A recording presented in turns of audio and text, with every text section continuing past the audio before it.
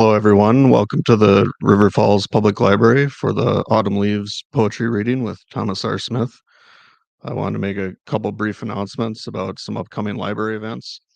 Tomorrow night at 6:30 here in the lower level, Sarah DeLuca will be presenting the Civil War letters of Lute Mosley from the 22nd Wisconsin, and there will be piano accompaniment of Civil War music by Susan Hillerud. And then coming up in January of next year, we'll have our second Winter Wellness Program series. We'll have a lot of uh, similar things as to last year: presentations, discussions, activities, games, projects, music, and fabulous prizes. So be sure and keep an eye out for that.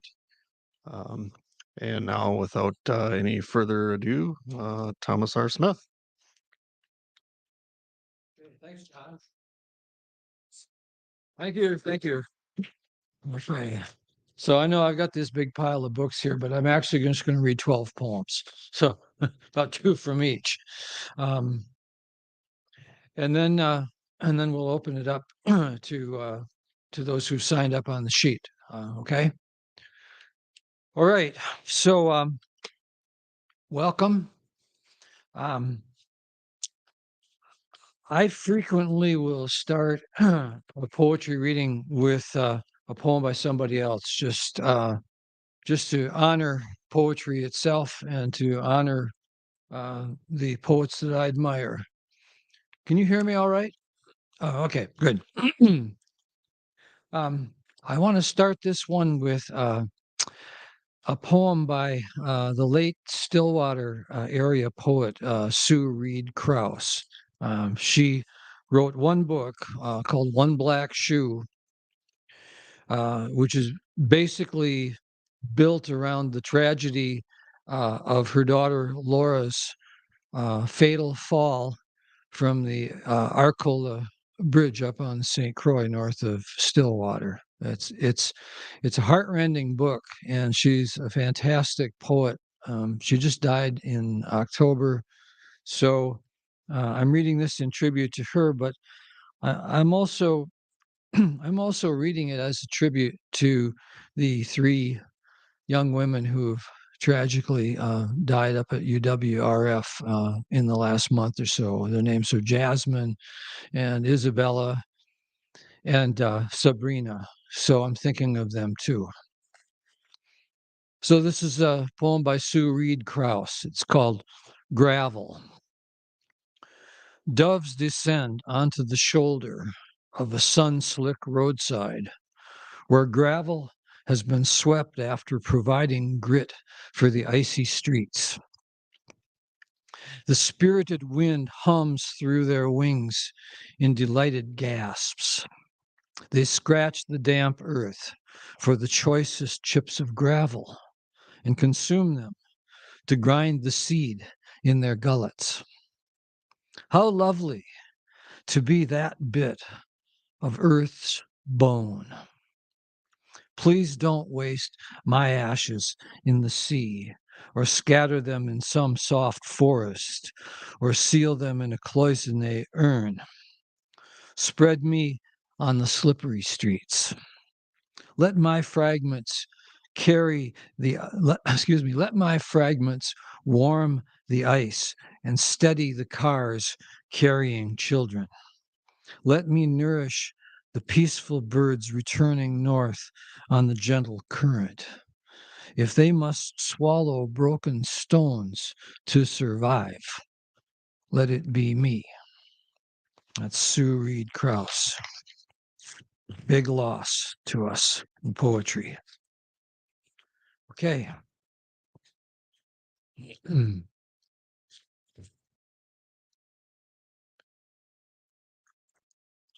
So children is going to be a recurring theme in this reading as well, although not quite yet.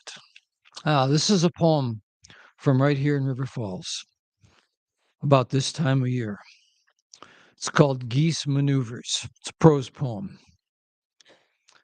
At the cross quarter, clouds decide how much brightness to allot to the earth. Some light manages to straggle through, silver the river on which hundreds of Canada geese gather.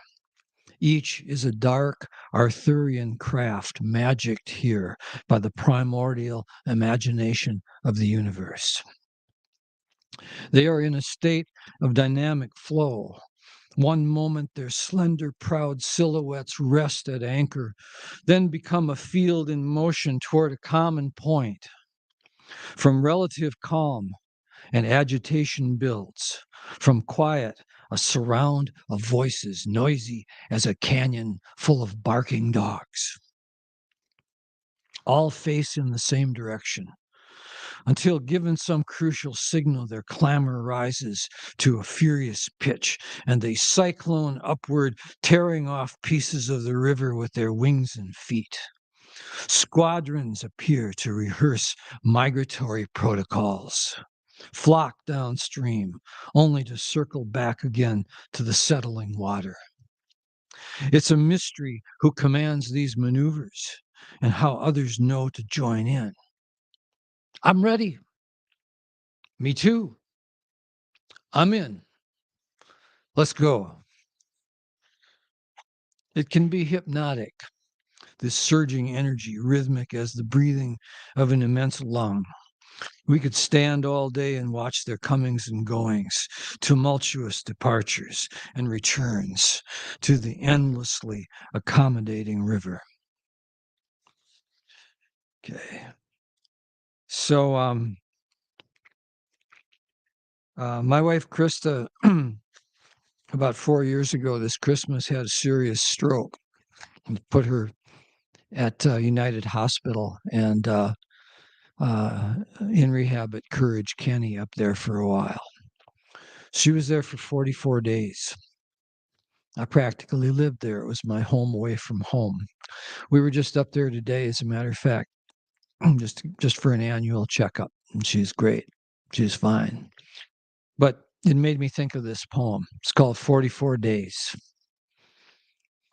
After 42 of Krista's 44 days at United, a nursing assistant named Dave tells me, sometimes the next day a person is gone, and we're the last ones to have performed some kind act for them. I've worked here 7 years, and that's happened to me a few times. It feels important. Dave smiles. The best thing is when we see someone leave recovered and strong again. When Krista had been a week in hospital for her stroke, attempts were being made unsuccessfully to get her walking. A nurse named Tara told how she'd observed my wife leaning to one side on the bed and drooling, and told the doctors, this woman isn't ready. Thus, her advocacy kept Krista in intensive care at a critical moment. Gratitude to Tara. During Krista's 6 weeks at United, I've practically lived there myself, witnessed the stops and starts, the gains and setbacks, and overarching it all every day, a dedication to caring that humbles me.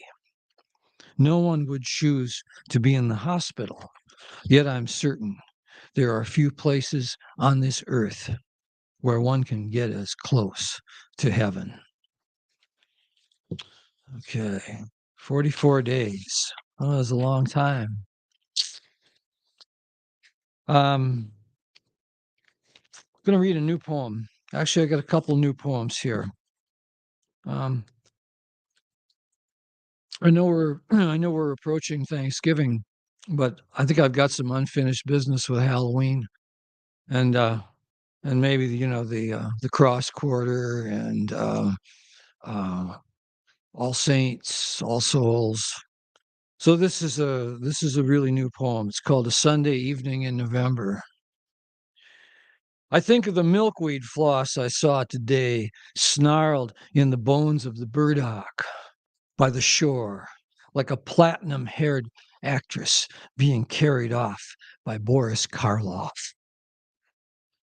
At sunset, The light-headed cirrus clouds turn into fiery waves, washing across the western sky, breaking on a blue stone beach, then sucked down into an ember's red hole. This was like that today out here. Then sucked down into an ember's red hole. We draw our protections close about us. The ancestors knew how many ghost ships are blowing around on the night wind. Sensing their nearness, we keep a distance. Let the old Celtic folk songs teach us courtesy toward the moving shadows. So that's about the kind of sunsets that we just had and have had for a few days. They're just fantastic. Oh, well, the more the merrier. Come on in. So, how many people here knew Steve Kaminsky? I know there's a few. Okay, Steve Kaminsky was a fabulous blues harp player, fabulous person. He died on a fishing trip out in Montana in July. He was on vacation. He was out fishing, slipped, fell, got carried away. And that was it. I think he was like 70. He's going to be 70 years old, in another month. So this is an elegy that I wrote for Steve, and I knew him. I knew him since he was a teenager.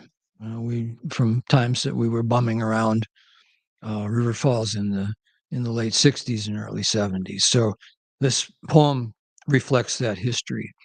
It's called Blues Road, in memorial Steve Kaminsky. I remember when you were new in town, tall, curly-haired blonde kid, skinny and top-heavy like a sunflower, had followed your older brother Mike, who'd come here on a basketball scholarship, brought with you from Illinois a mean blues harp, styled after Little Walter and Paul Butterfield. An old soul breathed those notes, worlds of experience. How could you have known? I guess we were elders before our time, as if needed to meet America's madness. We were thinking about revolution on the one hand and non-attachment on the other.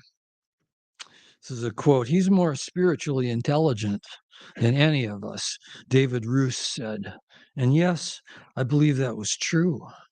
One summer night, after the bars closed, we just walked around town and talked ourselves into some higher place until dawn lifted us with the white faces of daisies and Queen Anne's lace on the dirt roads behind campus. And I knew what David had meant.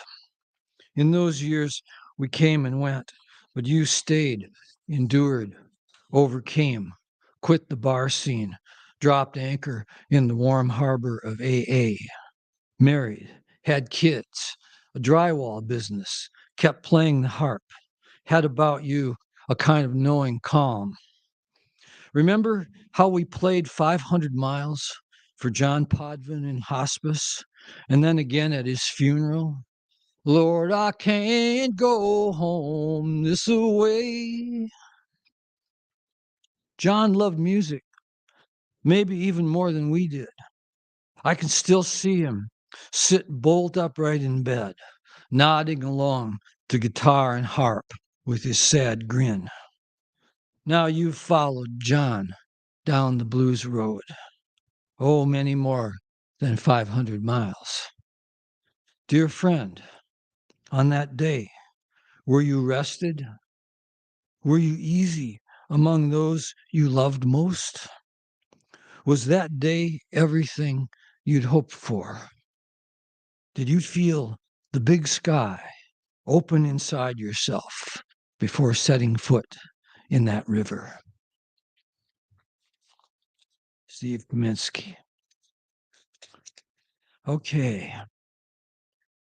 So I think it was last April there was a poetry reading here, and I read an earlier version of this poem, And at that time, it was completely about the war in Ukraine. But, being basically lazy, I decided, well, now wars have proliferated, and why write a whole other poem? I'm just going to retool this one. So this is a poem about wars. And this is about the murder of children. I like the quote from the founder of the Save the Children charity. Her name is Eglantine Jebb. She said this about 100 years ago. She was British. She was protesting against the starvation of German and Austrian children as a tactic in World War I. She said something like this. She said, all wars, whether just or unjust, victorious or disastrous, are waged against children. So this is called the Lynx Children. Our National Wildlife Federation calendar shows a pair of Canadian lynx kittens in what appears to be a mossy hollow log. How alert their presence, their blue-green gaze, their healthy wet noses. They nestle in animal comfort, coarse fur shading into the hollow's darkness. The moss and lichen framing the opening are almost floral, a wild, sweet garden. Beautiful children, beloved of earth. We know there are countries where people shelter in any place that will have them, away from the bullets and bombs, the indiscriminate slaughter, the wholesale destruction. Children sleep on rubble, their colorful clothes and blankets, the rags of a torn protection.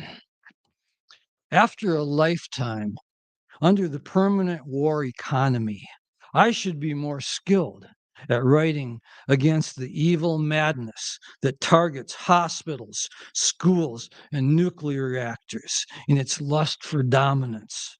But all I have are these bloody finger marks on the steel flanks of the machine. The lynx kits in their tree cavity, who only kill to eat, who have no part or say in how we defile their planet. War is a crime against everything young, everything trying to get a foothold in the world, lynx or human, a crime against Earth and the future.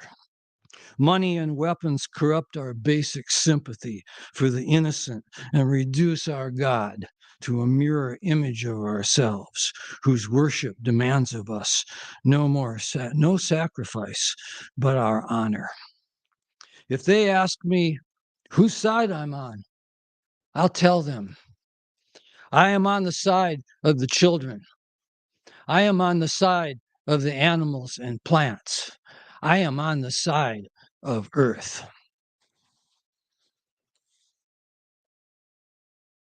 Sometimes you got to say it. Just have to say it. It's uncomfortable, but you have to do it. I'm going to read a couple of poems about heroes. Can I find them? Yeah, here we go.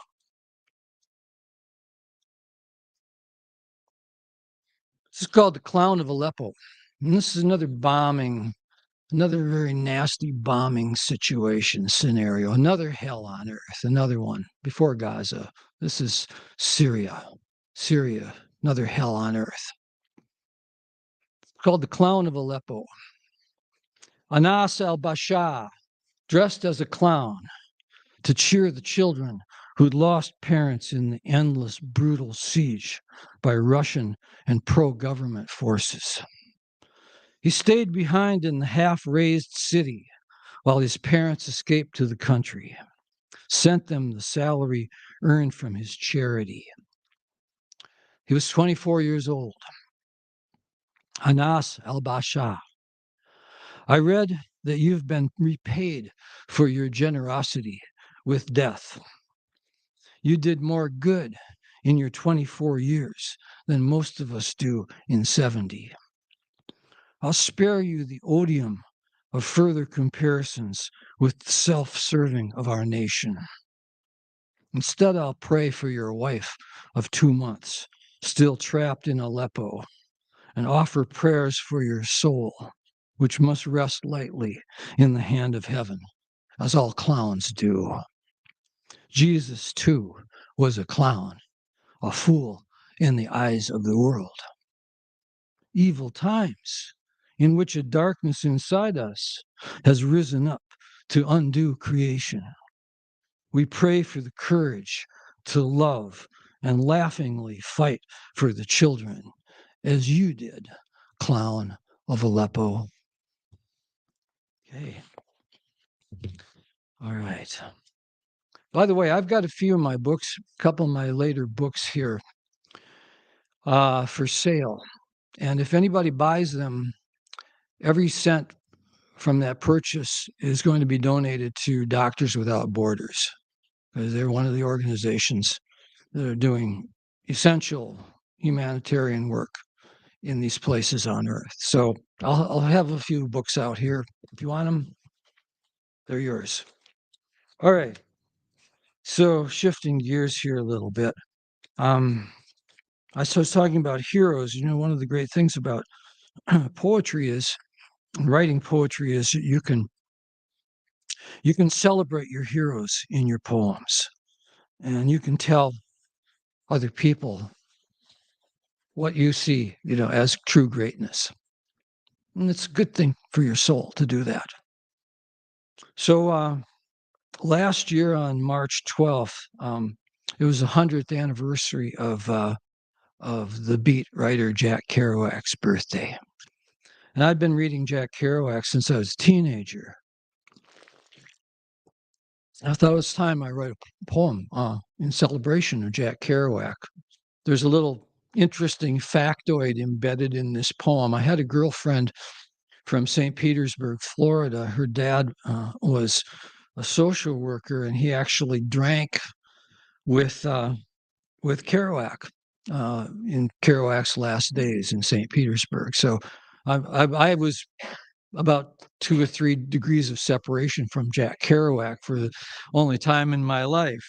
Trying to remember if I have this one story in it. Oh yeah, it's in there. This is it. It's in the poem. It's in the poem. I'll shut up. I'll shut up and read. So this is called Kerouac, 100th anniversary of Jack Kerouac's birth, March 12th, 2022. Jack, you went all out to catch the moment, grab it, tuck it under your arm like a football, and run like hell with it.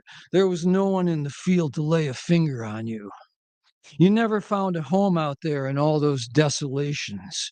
You were a writer, and that immersion, that absorption, that loss of your troubled, sad self in the writing looks to me like where you really lived.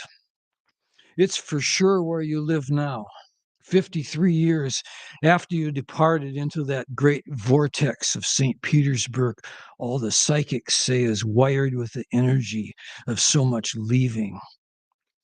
That's where your earthly road ended, unspooled into an eternity you anticipated with such beauty and hope. My girlfriend Robin's father drank with you at the Boar's Head and told me how once you gentled a savage drunk notorious for biting off a man's nose. Thrilling to know someone who'd known you even that little. I was 20 and I thought I knew you, but I was wrong. I knew only part of you and maybe not the best part.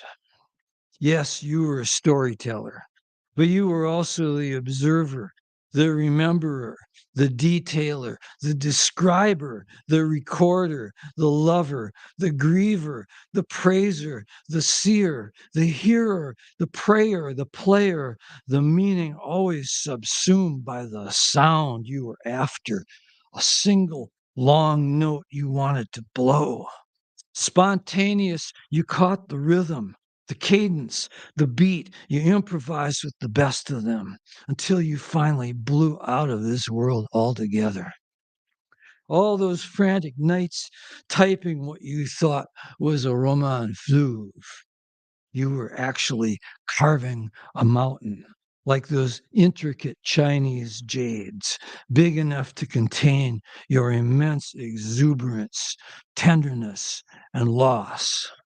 Having hiked with you now for 60 years, I begin to see the contour of that mountain and call you poet, Jack Kerouac. So I'm gonna do maybe 3 more poems here, and then we're gonna open it up to the open mic. Mm. I got a chance to read a couple things I haven't read before. Let's see, where the heck is this one? This one is I'm kind of going out on the limb with this one because I don't know how it actually reads. Uh, we'll see. You know, maybe it's a disaster. You never know, or it could be good. It's true. It's a true story. There's one person in this room who's heard this story about 100 times. This is my wife, Krista. And it's called Talking Dog Story. Wish me luck, especially on the dog language part.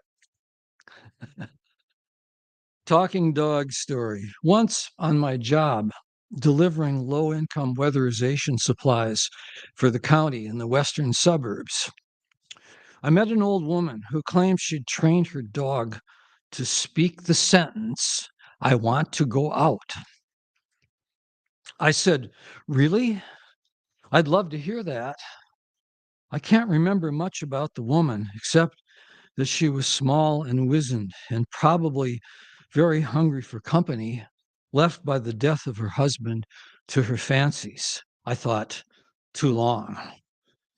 "Sure, I can get him to show you," so she said.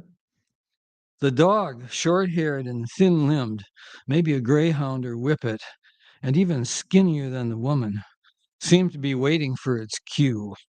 The woman proceeded to tease out the dog's speech, and from the dog's limited store of throaty vowels came a sequence of sounds that, in fact, rhythmically matched the cadence of an emphatic "I want to go out," sounding something like "I."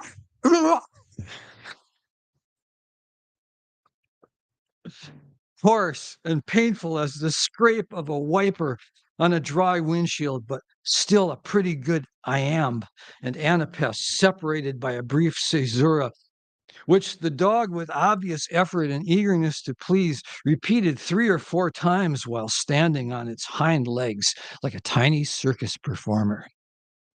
"Good job," I told the dog, and left that house with its aura of loneliness and encroaching decline, utterly convinced that the dog had in fact said, as intelligibly as a dog could, the words, "I want to go out." Over the years, from which the dog and its doting mistress are surely long gone, I have occasionally reflected how the dog's rote memorization served to signal its intention more effectively than much of what passes as human communication these days. All right, I think I passed the test on that one. If you want to know how that's spelled, by the way, this is my transcription of dog English. It looks like now if I can just find the poem again. Here we are. Capital A, short I, dash, capital AOW, exclamation, slash. These are all lowercase. ER dash ERR dash capital OW, exclamation. No, barking mad. Yes, yes. Okay, two more, and then we're going to open up the floor. We're getting close to Advent now, and this poem's called Advent Candle Peace. So we're back to the peace theme. Advent Candle Peace. Peace to the goose with the broken wing, eliciting the maddening kindness of human beings, maddening because inconsistently applied. Peace to the snapping turtle burrowed in the river bottom mud, frozen and sealed as if for Judgment Day. Peace to the queen bee in her hive, kept warm at the center of a ball made of thousands of her subjects, not all of whom will survive the winter. Peace to the bear in her leafy den, giving birth in her sleep, as it seems that poets sometimes do, astonished to awaken to the bright, hungry eyes of the poem. Peace to the trees, keeping their minds on heaven, while holding fast the undersky of roots and mycelia. Peace to the clouds, shielding the sun from the glaring follies of humans below. Peace to all the fevered world with its rising tempers and tides. Peace to the famished who have eaten the poisoned bread of lies. Peace to the strangers to themselves, unable to abide their own company.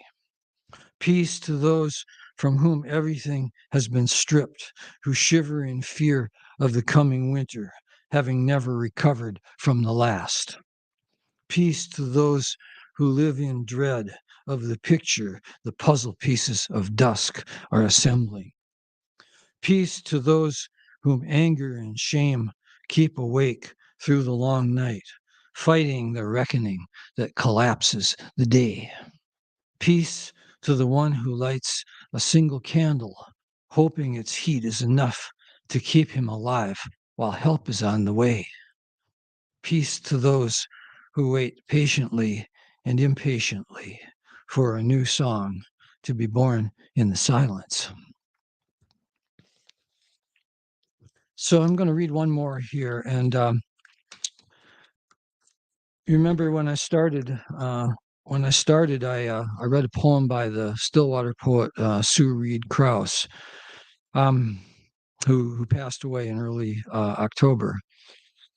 Well, Sue was a part of a really warm, generous, close-knit group of fellow poets. And before she died, and we knew she was going to die, we pooled our talents and each wrote a poem for her to be presented to her in a booklet.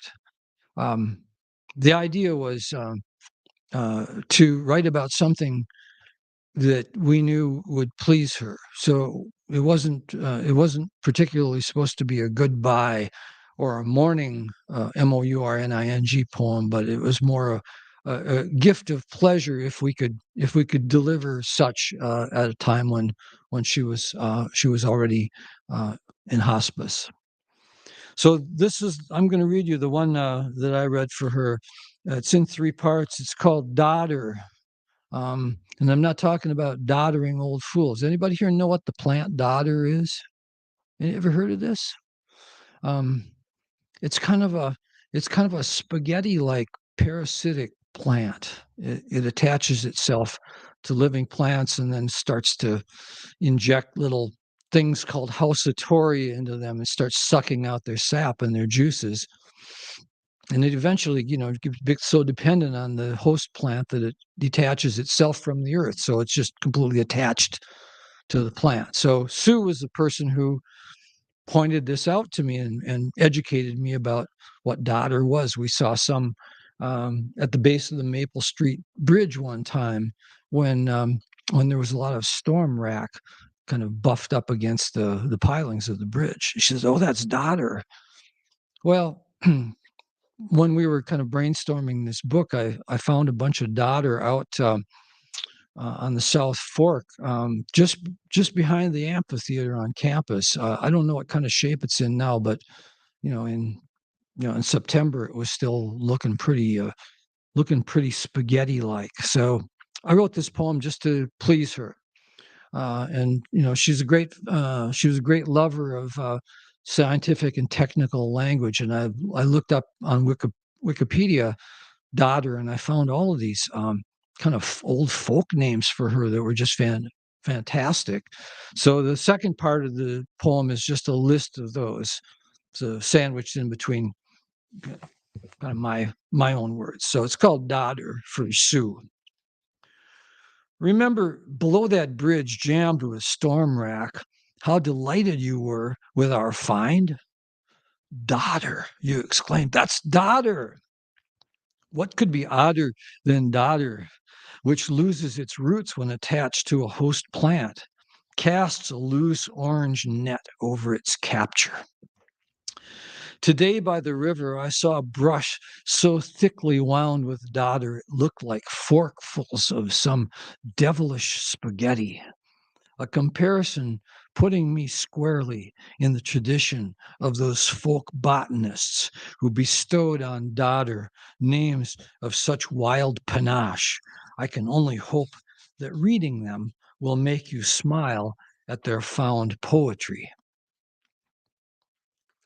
Strange tear, scald weed, beggar weed, ladies' laces, fireweed, wizard's net, devil's guts, devil's hair, gold thread, hailweed, hairweed, hellbine, love vine, strangleweed, angel hair, witch's hair. It even rhymed. So we've historically found Dodder unlovable, free riding, parasitic, chlorophyll poor, utterly vampiric on the sugars and starches it taps with its piercing haustoria. Unlovable, yet I believe you in some way truly love Dodder, even Dodder, one of those unlovables we've often agreed deserve poems too. We can acknowledge destructiveness while being caught in our own net of beauty.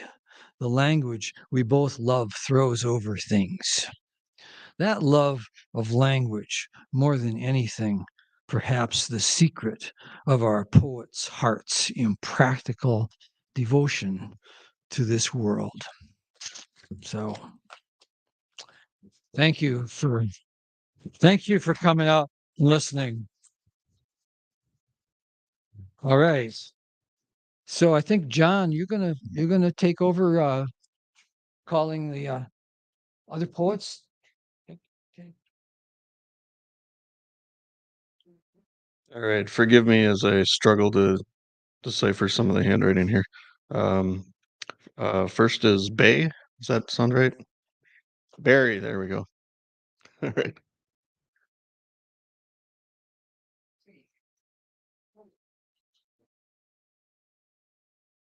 What a difficult task to follow that poetry full of humility and narrative and fascination. It's almost an impossible task, Thomas. Yes, well, this poem is about a humble mole.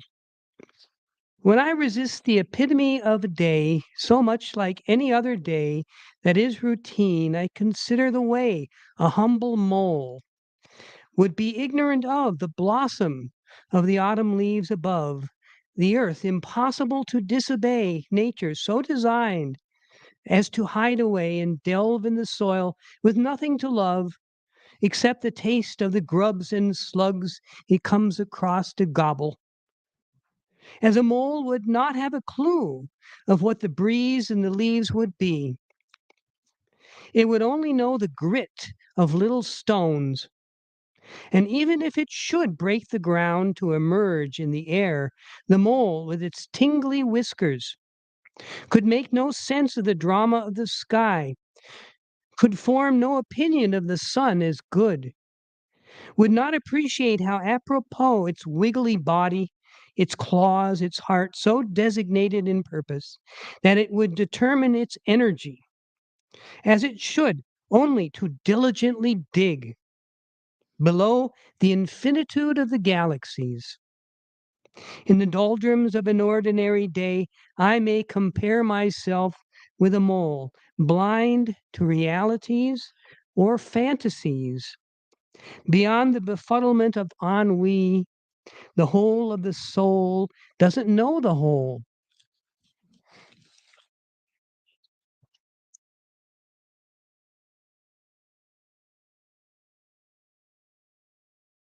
Thank you, Mary.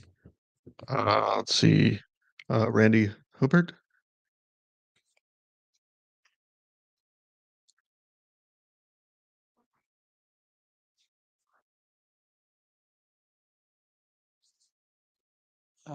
I have a poem that deals with belonging, being connected to something and then being separated, um, whether it be people, objects, a place, different things. My poem is about Lake Itasca and the Mississippi River. If any of you have ever been up to the mouth, it's a wonderful place, Itasca State Park. And for those that haven't been there, I brought a visual.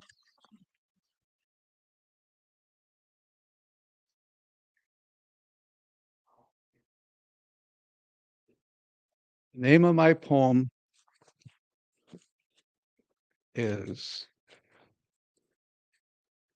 I am Itasca, and you are my river. Though, though you flow far from me, and no more shall feel my embrace, our last touch never fails us. My beauty is silent within you. Your beauty screams upon me. Tomorrow, come if you dare.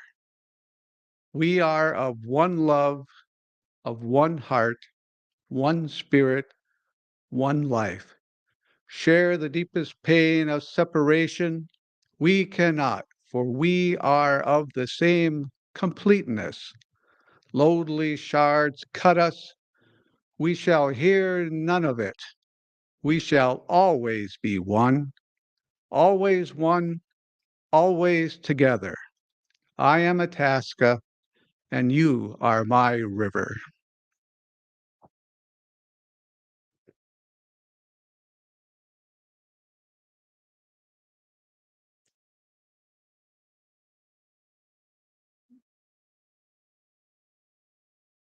And Casey.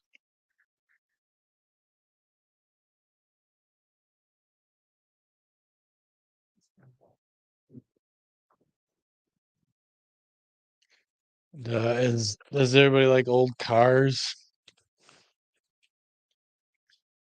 Uh,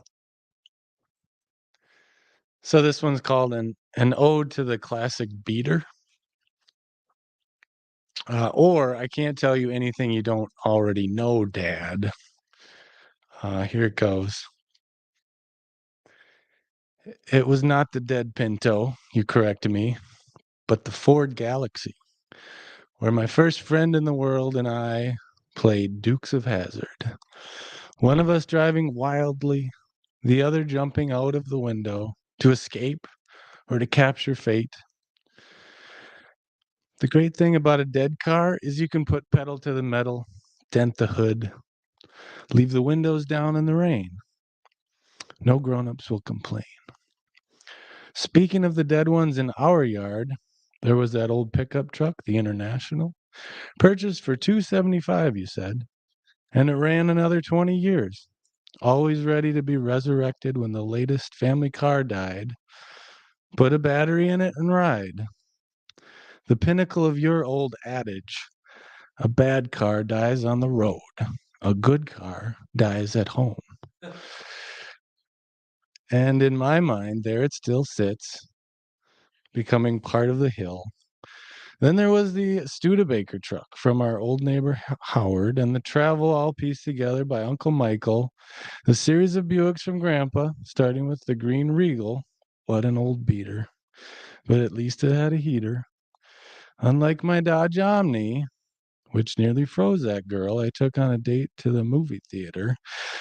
So many beaters, an abbreviated list. That little Toyota stick shift you taught me on how to drive on, that piece of shit Skylark with the fancy for its time digital gauges. A poor man's Mercedes. I still wish I hadn't torn up the transmission on that old LeBaron. That thing had a mission from God for an engine. We all drove that gray car from Jerry. Was it a Chevy? With its immutable wet dog smell and the sun bleached shell turning to rust, clinging to a chassis about to bust. None of them lasted too long. Now they're all dead and gone. And as you talk about why it is, you no longer take your latest beater on the highway. I see it too is on its way. You muse on other topics like how many good years you've got left. Something of an old beater yourself, I guess. But you've always been reliable, like an old international. So maybe you'll get your due, get your wish, get to die at home, like the good ones always do. For now, though, put a fresh battery under the hood and some gas in the tank, 'cause you've got shit to do. And despite the state of the chassis, the engine still runs true.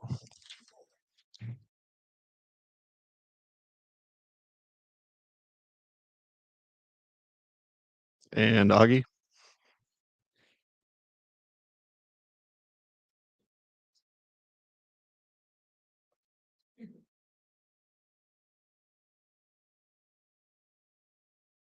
This is a haiku about the Roman god Somnus, god of sleep.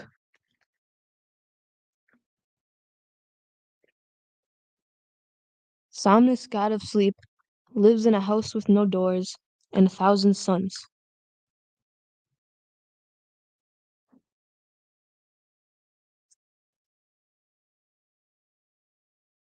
Okay.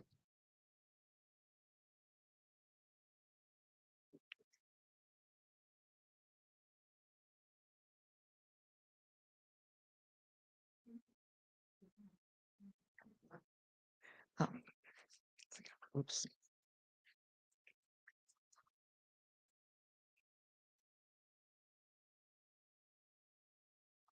I have a kind of companion poems that um, kind of relate to what Thomas had been speaking about um,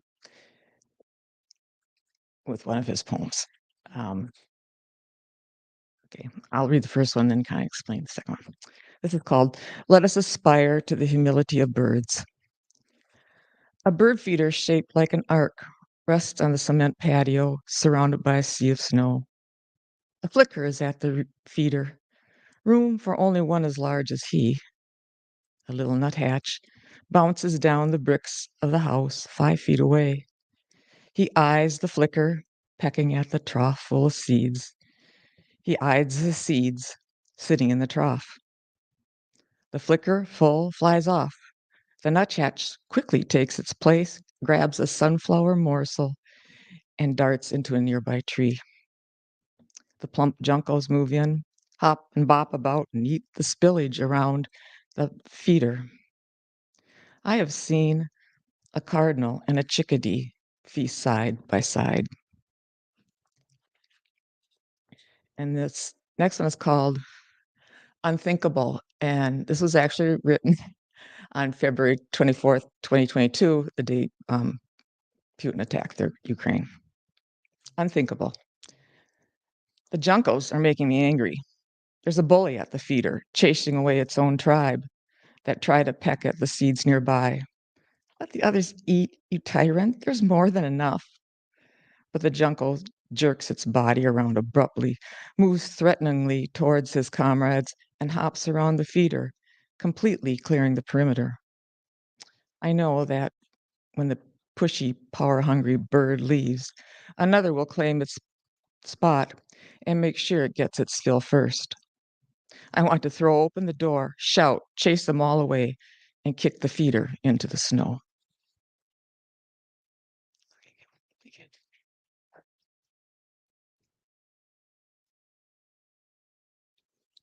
And River?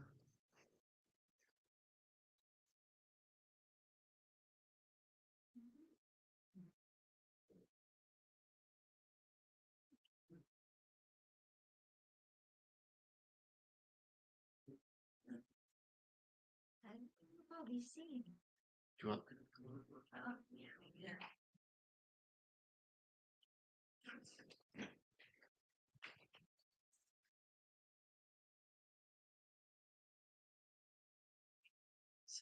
Sure.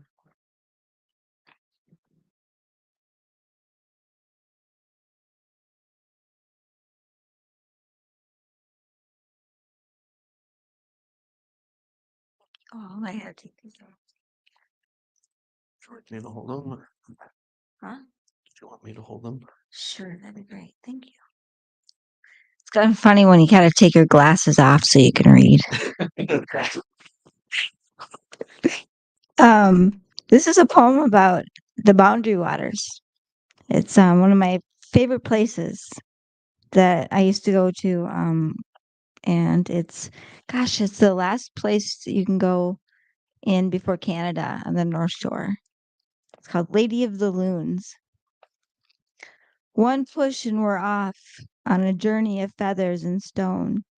Under a blanket of dawn, we embark upon an ancient pass through the waters in search of the lady lying among the hills. We paddle westward through the morning's mist, passing banks of jutting slate and jumping fish. As we glide, the waters part to our rhythmic strokes, casting swirls and ripples beyond our fading path. We pause in mid-stroke to a breathtaking sound. A loon calls into the mist, another echoes him in song. Igniting chills up and down, we near the western gate to Loon Lake with the island of stone. The place we saw her first many moons ago, sleeping upon the horizon with her arms across her chest, a lady of earth and stone, watching over the loons.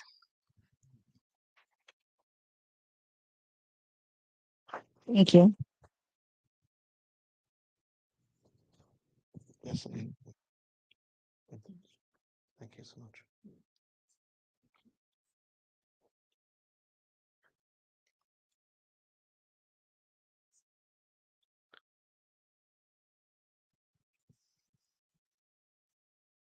And Andrea?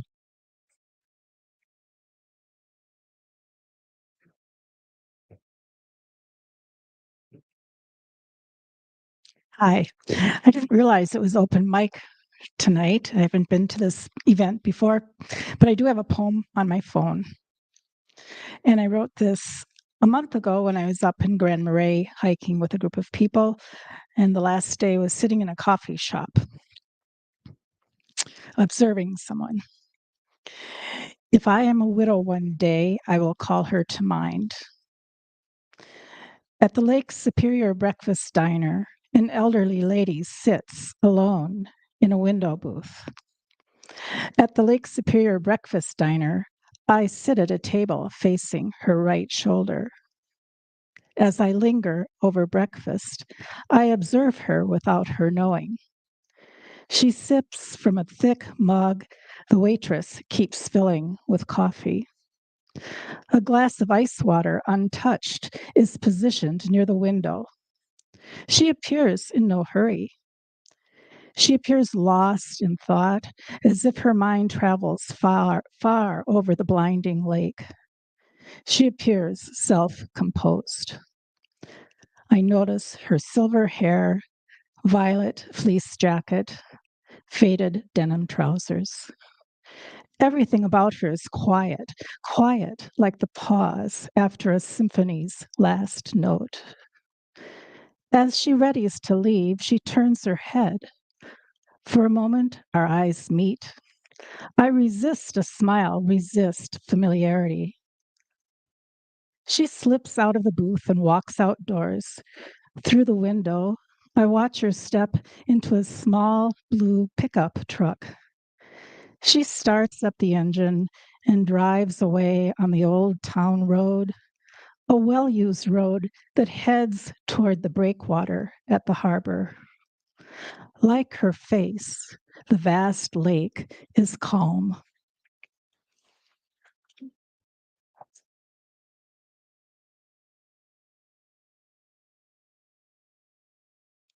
Was there anyone else who wanted to read who didn't get a chance to sign up? Going once, going twice.